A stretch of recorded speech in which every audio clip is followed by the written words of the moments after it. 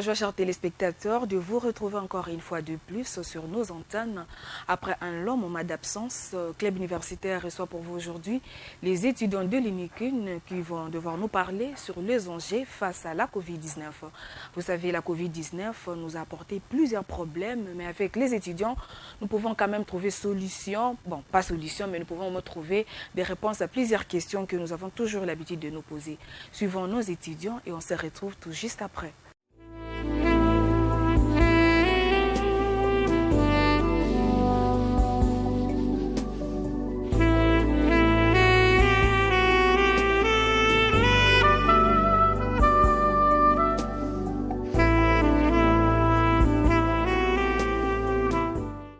Je suis Nori Sissapo, étudiant à l'Université de Kinshasa à la faculté de sciences au département des sciences de l'environnement.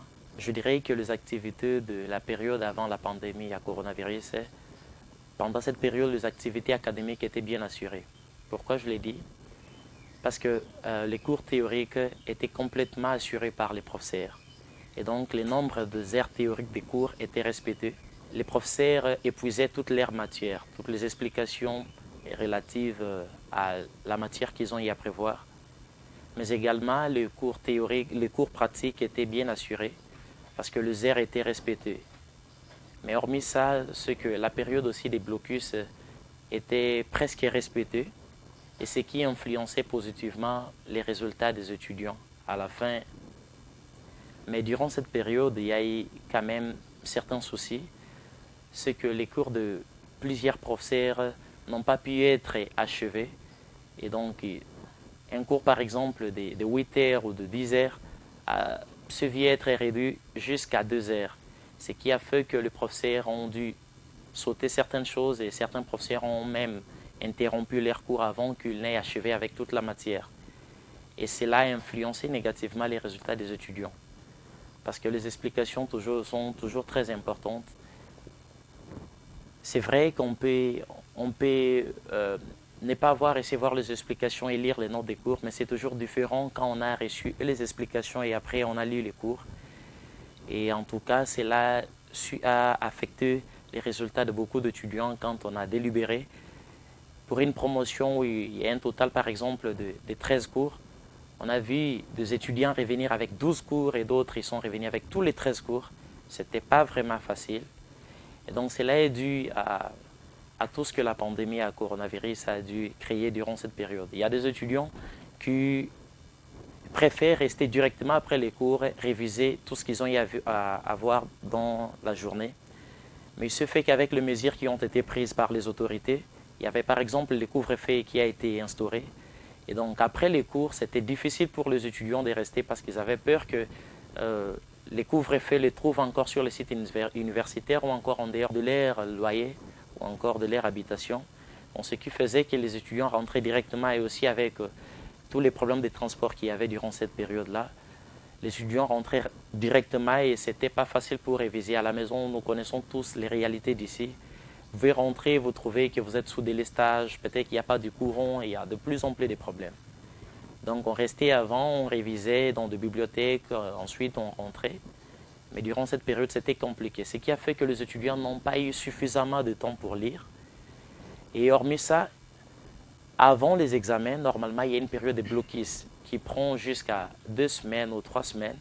Mais il se fait que durant cette phase de blocus n'a pas été accordée. Ce qui a fait que quelqu'un qui n'a pas lu suffisamment au courant de l'année se voit affronter les épreuves sans se préparer. En tout cas, ça a causé vraiment beaucoup de problèmes et ce qui a fait que les étudiants sont revenus avec beaucoup de cours à la deuxième session, mais aussi c'est qu'avec la façon dont les professeurs ont enseigné, il y a beaucoup de matières qui n'ont pas eu à comprendre, il y a beaucoup d'informations qui ont été échappées. C'est vraiment ça a été un manque à gagner pour les étudiants, mais également pour les professeurs.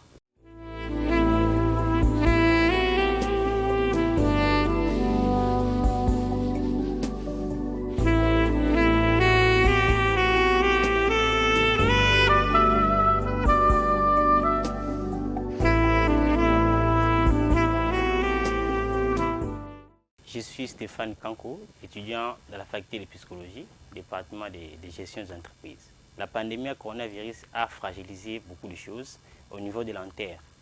Nous avons fait une remarque, les années passées, les fonctionnaires venaient complètement au travail. Mais maintenant, pendant cette période à coronavirus, nous avons remarqué qu'il y avait un minimum restreint de personnes. C'est-à-dire qu'au lieu que les gens puissent y répondre positivement et nombreux au travail, il y avait seulement qu'il y a peut-être 2 ou 3 personnes que nous allons, parce qu'on évitait la propagation du coronavirus. Il y a un travail qui devait être effectué et tout au long de la semaine, nous allons voir le résultat. Et vous remarquerez que non, il y a peut-être le maximum du travail est maintenant réduit par rapport au nombre de fonctionnaires du travail. Dans un service où qui compte 10 personnes. Mais vous remarquerez la journée où, pendant la semaine, il n'y a que 3 personnes qui se sont représentées. Et par rapport au pourcentage, vous allez voir que les gens qui travaillent commencent maintenant à répondre, à travailler à la place des autres. C'est ainsi que nous répondons positivement à cette question que la pandémie à coronavirus a bloqué vraiment les bons fonctionnements des institutions ou le bon fonctionnement dans plusieurs universités ici au Congo.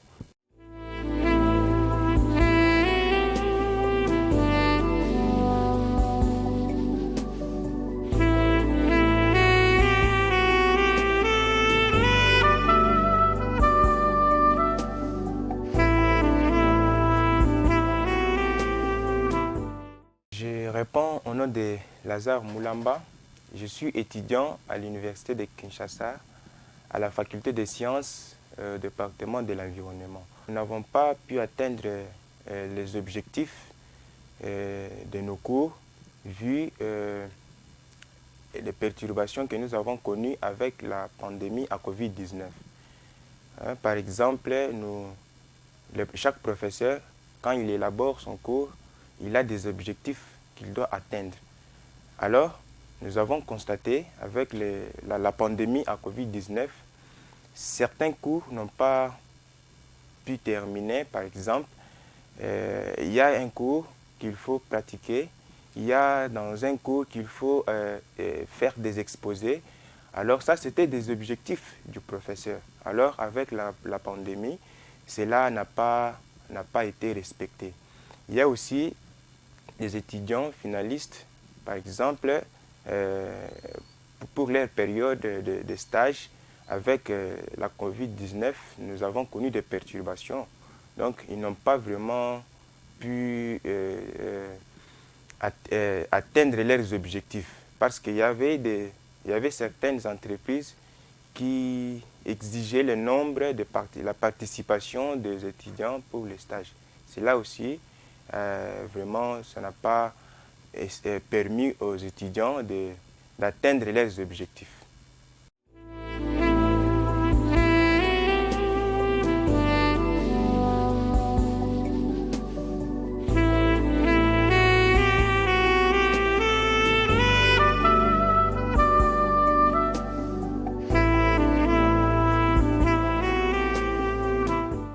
Je suis Moïse Massakala, l'étudiant à l'université de Kinshasa, à la faculté des sciences, formation de l'environnement. S'il faut bien tirer des conséquences, on a eu les découvertes de la matière et beaucoup d'étudiants n'ont pas reçu lors de la délibération de la deuxième session.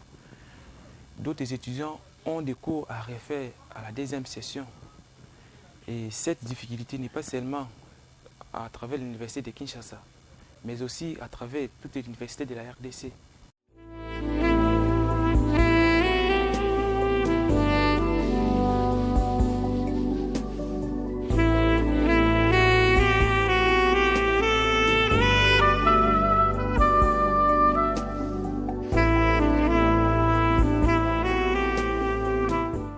C'est Jonathan Chiswaka, étudiant à l'université de Kinshasa, dans la faculté des sciences, département de l'environnement. La formation pendant la période de coronavirus, n'a pas été efficace. Pourquoi? Il y avait problème de connexion. Nous avons constaté qu'il y avait une lourdeur inhabituelle de connexion, et ce qui n'a pas permis à tous les étudiants ou à tous les chercheurs de pouvoir suivre les cours en ligne. Mais aussi, ce n'était pas seulement le problème de la connexion, mais aussi le problème de l'électricité. Déjà, nous savons que l'électricité pose un grand problème. Et pendant cette période, les étudiants n'ont pas pu suivre les cours en ligne à cause de l'électricité. Nous n'avons pas pu suivre ces cours en ligne à cause de cela. Et troisième problème, c'est le problème de mégas pour s'y connecter, parce que tout le monde n'a pas vraiment assez de moyens pour pouvoir avoir des mégas.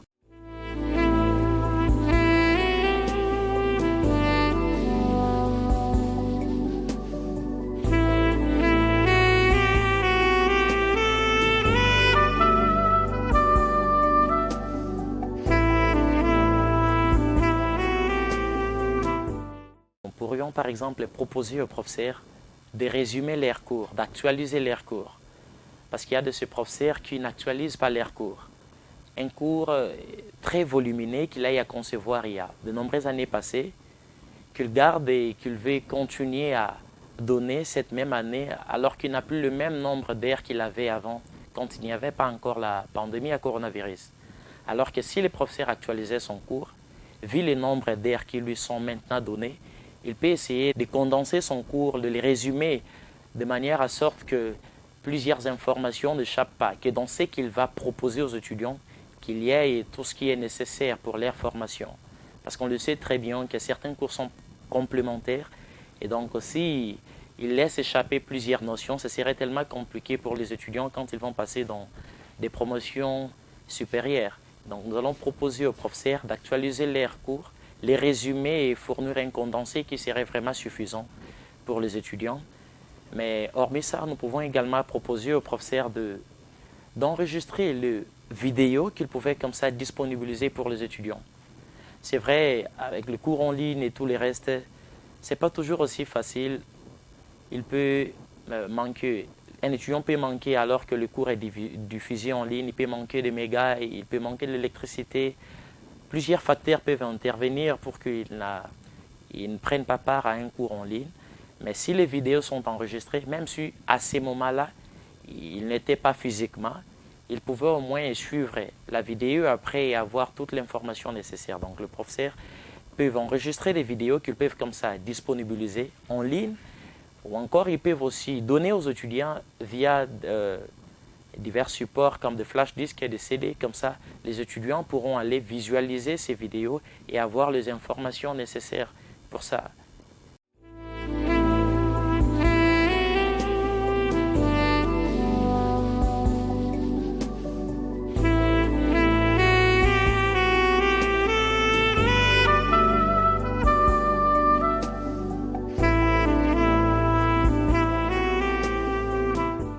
Je réponds au nom de Mkunji Kalema Esaï, étudiant à l'Université de Kinshasa à la faculté des sciences, département de l'environnement. Lorsque les étudiants éprouvent des difficultés à atteindre la maîtrise des compétences, ils peuvent recourir à des formations supplémentaires. Ils peuvent par exemple recourir à des cours d'encadrement, à des conférences, à des vidéos même parfois.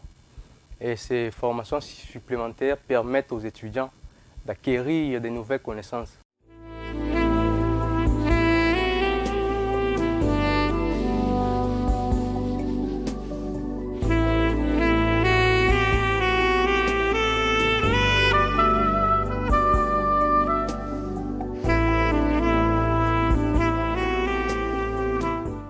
Il faut le faire dans le strict respect des gestes et barrières, car c'est une décision prise par les autorités du gouvernement, parce que si nous ne les respectons pas, nous allons donner l'accès à la propagation à coronavirus.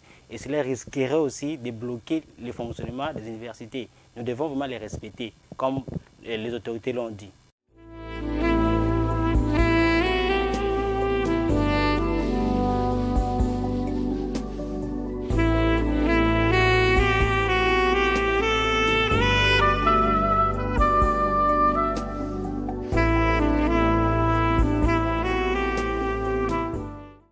Je suis Eroncia Bassola, étudiante en sciences de l'environnement à l'université de Kinshasa. Alors, les alternatives, à chaque fois que le programme n'est pas terminé, je pense que là, les devoirs reviennent maintenant aux étudiants, puisque les profs font quand même leur part. Et par rapport aux étudiants, ils peuvent essayer de suivre par exemple des conférences pour pallier à ces manques, pour pallier un peu à ces manques de cours que le prof n'a pas pu donner, essayer de suivre des conférences, suivre des séminaires et aussi faire ses propres recherches. Il y a maintenant l'Internet qui est à la disposition de tout le monde. Les étudiants peuvent essayer maintenant de faire un peu leur propre formation. Puisque les profs ont quand même essayé de faire leur part, maintenant le devoir revient à l'étudiant. Essayer de suivre des séminaires, essayer de chercher un peu, de puiser un peu partout pour essayer d'augmenter un peu la connaissance qui n'a pas pu être donnée par le professeur à cause du coronavirus.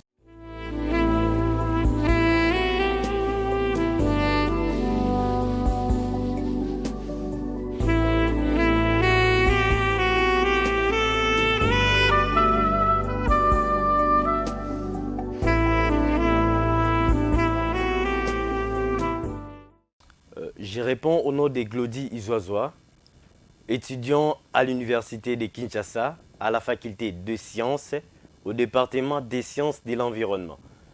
Cette période a été tellement difficile pour la recherche scientifique. Je prends particulièrement le cas des étudiants des cycles terminaux qui n'ont pas pu exécuter facilement leur stage académique vu interdiction d'un nombre maximal des étudiants ou de personnes dans de différents sites des stages. Et voilà, particulièrement, moi qui vous parle là, une expérience. J'ai effectué mon stage avec beaucoup de difficultés. Il n'a pas été facilement que j'accède à l'endroit indiqué pour mon stage. Voilà, avec toutes ces difficultés que j'ai pu rencontrer, cela ne m'a pas du tout permis d'avoir la connaissance de ce que j'étais allé aborder.